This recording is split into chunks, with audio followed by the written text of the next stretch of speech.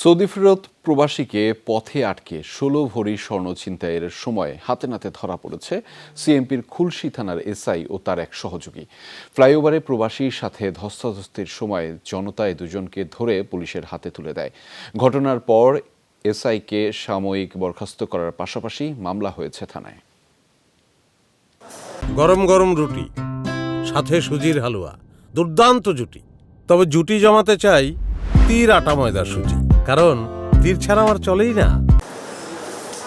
Saudi আরব থেকে একজনের মাধ্যমে চট্টগ্রাম বিমানবন্দরে ভাইয়ের পাঠানো ১৬ ভরি ওজনের ৮টি স্বর্ণের চুরি নিয়ে লোহাগাড়ায় বাড়ি ফিরছিলেন আব্দুল খালেক।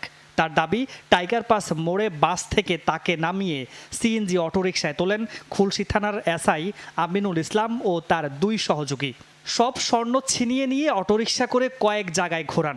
এক পর্যায়ে আখতারুজ্জামান চৌধুরী ফ্লাইওভারে তুলে প্রবাসীকে গাড়ি থেকে নামিয়ে দিয়ে পালানোর চেষ্টা করেন এসআই আমিনুল ও তার সহযোগীরা।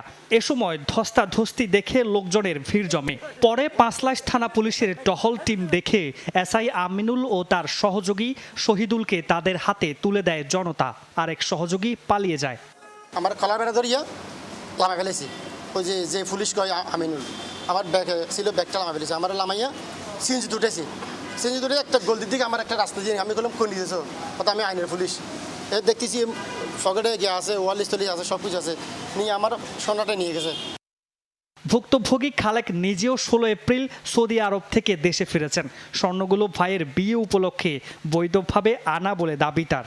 আমি তো দোস্ত আমার এখানে, আমি তো এতগুলো চলে আসি। পুলিশে কেমন জানো, পুলিশের সাথে আর যে লোক আছে আর দুজন আছে, এরা মনে করছে আমার ফুল করছে, চারশো তো বেশি আমার এই কাছ থেকে বরকিস্ত সেটা চাই আমি। এই যে পুলিশের চাকরি থাকলে কাছ থেকে বাতিল হয়ে যাক একবারে। আটক এসআই আমিনুলকে প্রথমে পাঁচলাইশ থানা, পরে খুলশী থানায় নেওয়া হয়। ছুটে যান সিএমপির ঊর্ধ্বতন কর্মকর্তারাও।